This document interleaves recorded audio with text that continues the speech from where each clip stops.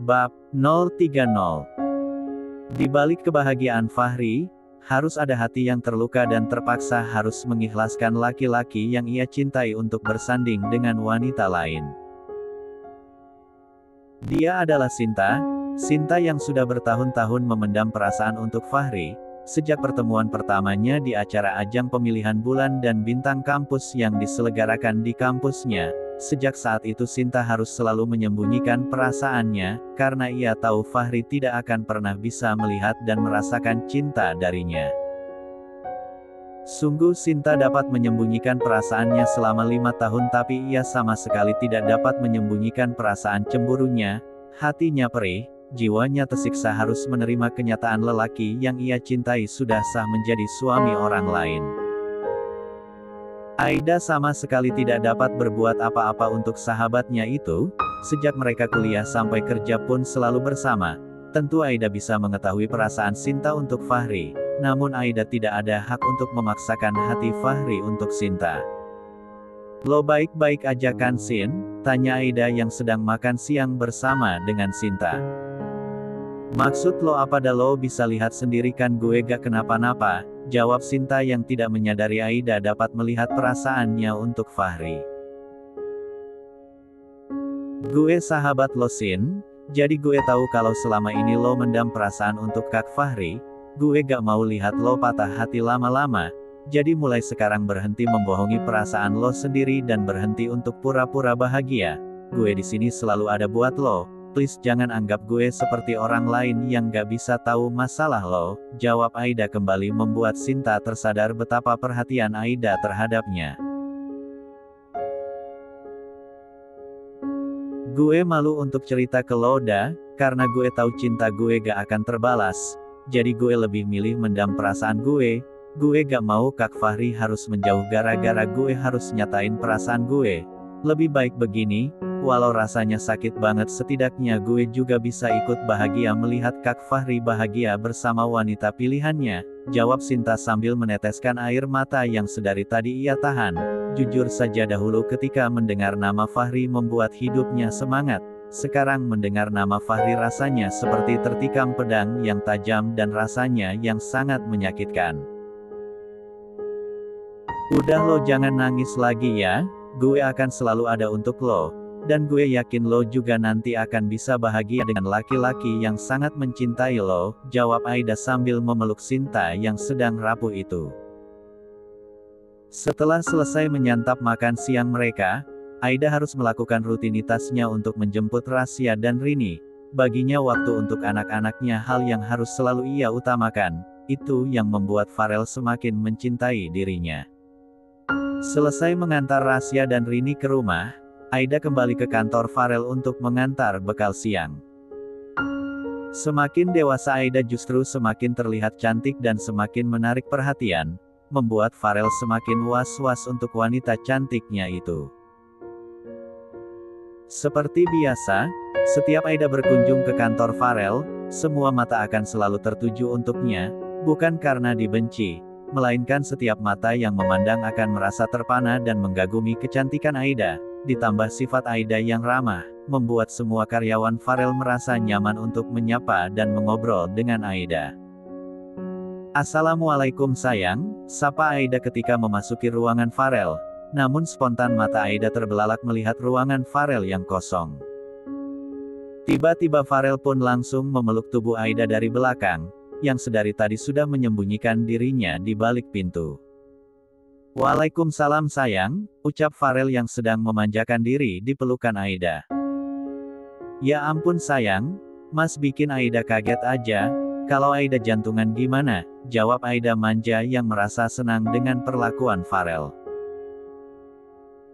"Jantungannya bikin senang kan sayang, Mas senang meluk kamu dari belakang seperti ini. Kamu tahu gak kalau Mas sangat merindukan kamu dari tadi. Angin surga langsung membawa kamu ke pelukan Mas. Jadi biarin Mas bermanja sebentar, melepas penat dan rindu yang sedari tadi Mas tahan," jawab Farel manja membuat Aida tidak dapat menolak permintaan suaminya itu. "Ya udah sini Aida isi lagi staminanya," ucap Aida sambil mengecup mesra bibir Farel membuat Farel merasa senang seperti melayang. Hal-hal romantis kecil yang dilakukan oleh Aida sungguh sangat membuat Farel bersemangat. Senyum indah dari bibir Farel pun tidak lepas setelah mendapat buayan dari Aida. Setelah cukup merasa puas bermanja dengan Aida, Farel pun menyantap makan siang yang dibawa oleh Aida. Seperti biasa Aida akan selalu menyuapi Farel. Entah kenapa selera makan Farel akan semakin bertambah ketika tangan Aida menyuapi dirinya. "Mas, Aida gak tega lihat Sinta sekarang," ucap Aida yang ingin curhat masalah Sinta dengan Farel. "Sinta kenapa sayang? Apa ada masalah?" tanya Farel yang ingin mendengar curhat wanita yang paling ia cinta itu. Farel dan Aida memang sudah terbiasa untuk selalu terbuka, dan curhat tentang semua masalah yang mereka hadapi. "Dia harus patah hati Mas, melihat Kak Fahri nikah dengan Kak Zahra. Sementara dia sudah mendam perasaan cinta untuk Kak Fahri selama 5 tahun. Mas bisa bayangin sendiri gimana terlukanya hati dia sekarang. Aida benar-benar gak tega lihatnya," sambung Aida kembali melanjutkan ceritanya. "Kamu serius sayang? Sinta kok gak pernah nyatain perasaannya? Kalau begini kita gak bisa berbuat apa-apa lagi kan?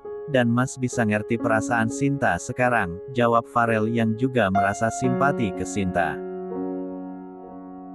"Gak mungkin Sinta yang harus nyatain cintanya Mas, dasar Kak Fahri juga aneh masak dia gak bisa rasain apa-apa.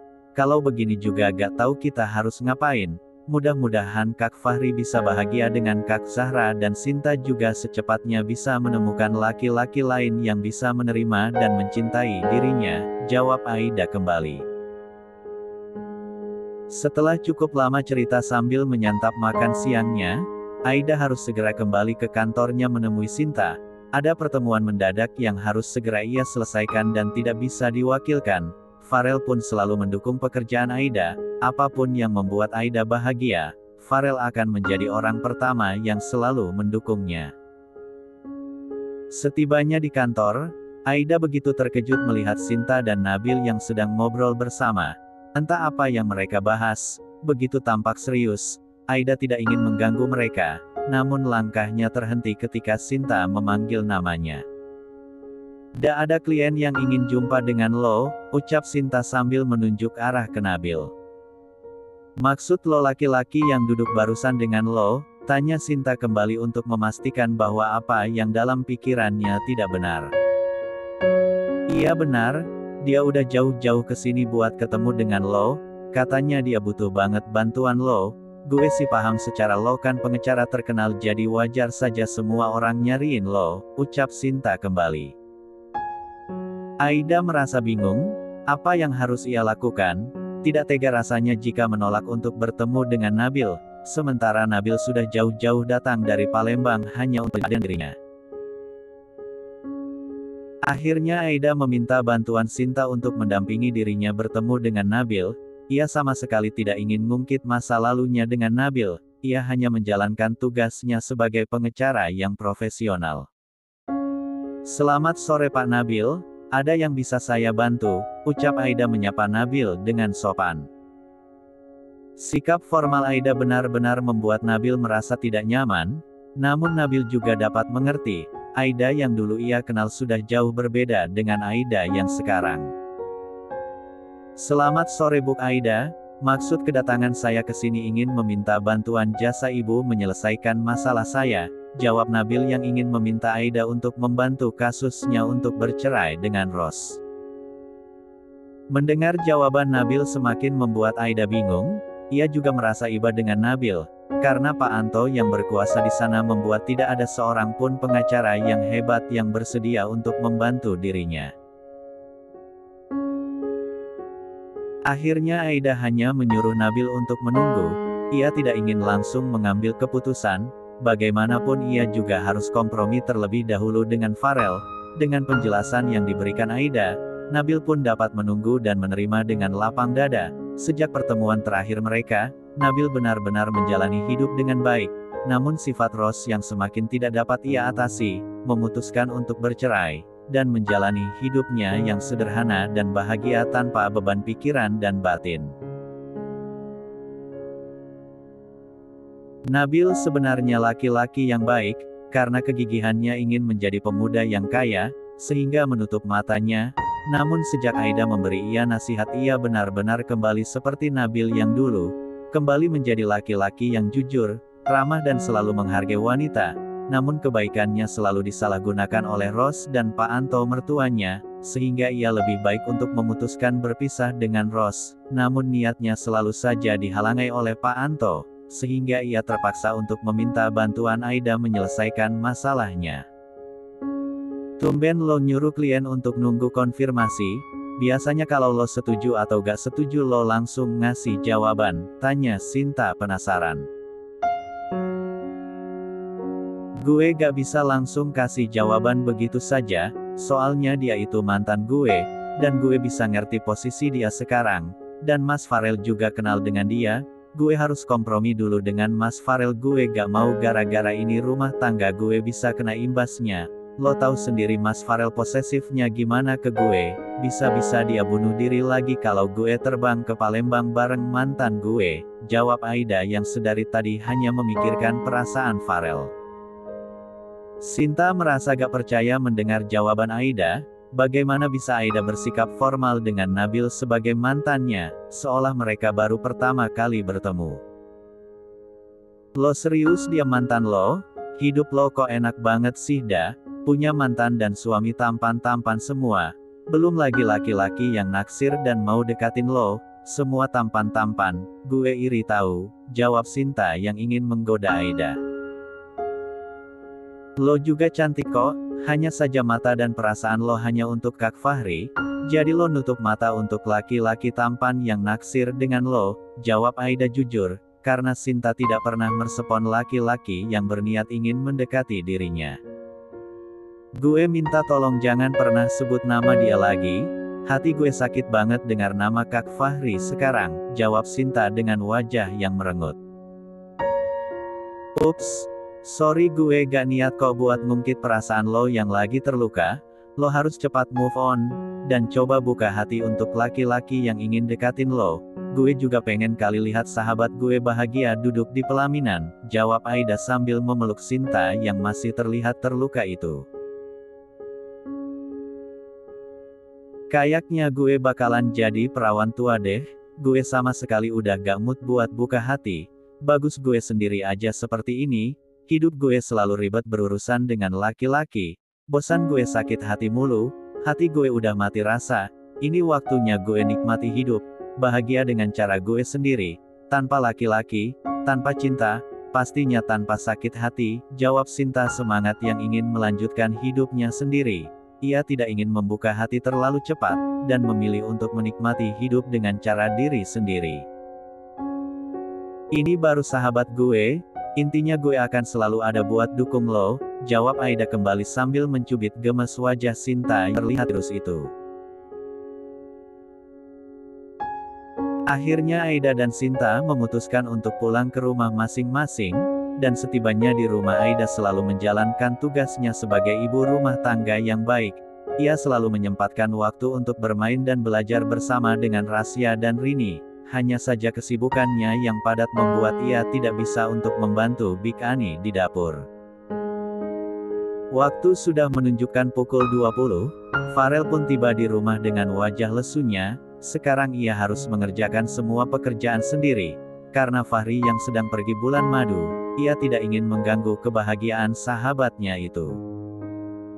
Papa, ucap Rasya dan Rini yang langsung berlari menghampiri Farel. Spontan membuat rasa lelah Farel hilang melihat Aida. Rasya dan Rini menyambut dirinya dengan hangat dan perasaan bahagia.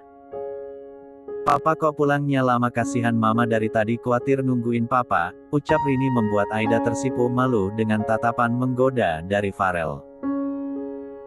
Masak sih? Emang mama kalian ngomong apa? Kok papa gak tahu? Jawab Farel kembali semakin membuat Aida tersipu malu. Karena Rasya dan Rini akan selalu membocorkan perkapannya dengan Aida jika itu menyangkut dengan Farel. Tadi mama bilang no papa gak bisa dihubungi, mama khawatir papa telat pulang, dan mama juga bilang kalau mama merindukan papa hihihi, ucap Rasya yang sangat bijak itu membuat Aida harus lebih hati-hati untuk tidak selalu membahas Farel kepada mereka. Anak-anak papa memang paling pintar. Rini sayang bilangin ke mama ya kalau papa juga sangat merindukan mama dan papa minta maaf sudah membuat mama khawatir, ucap Farel yang ingin menggoda Aida dengan polosnya. Rini pun menyampaikan perkataan Farel untuk Aida yang lagi sedang bersama mereka. Melihat Aida yang tersipu malu sungguh sangat membuat Farel merasa gemas, ingin rasanya cepat-cepat untuk memangsa Aida. Perasaan cinta dan bahagia mereka pun sangat jelas dan bisa dirasakan oleh setiap orang yang hidup bersama dengan mereka. Sungguh perasaan bucin sangat indah jika dengan orang yang tepat.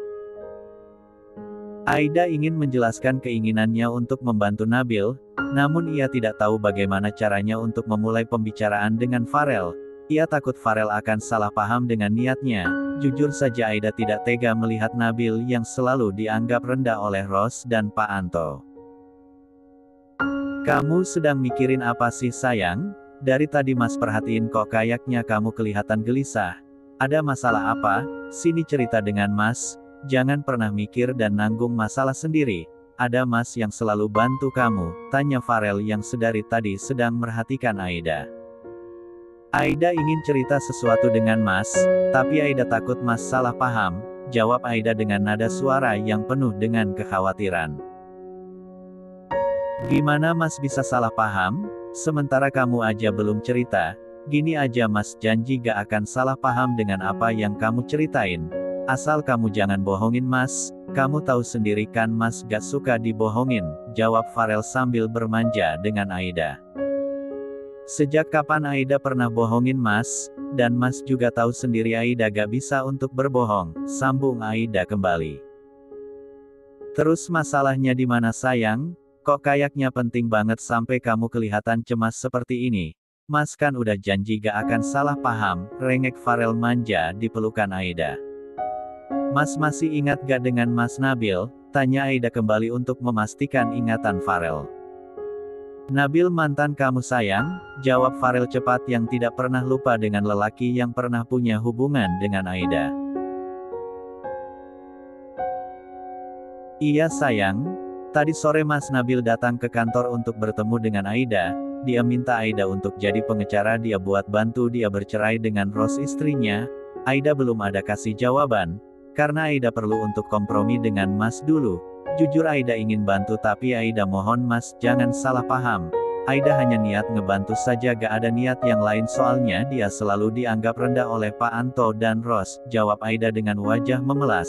Aida takut Farel tidak akan bisa menerima penjelasannya dan memikirkan yang aneh-aneh dengan niat baiknya.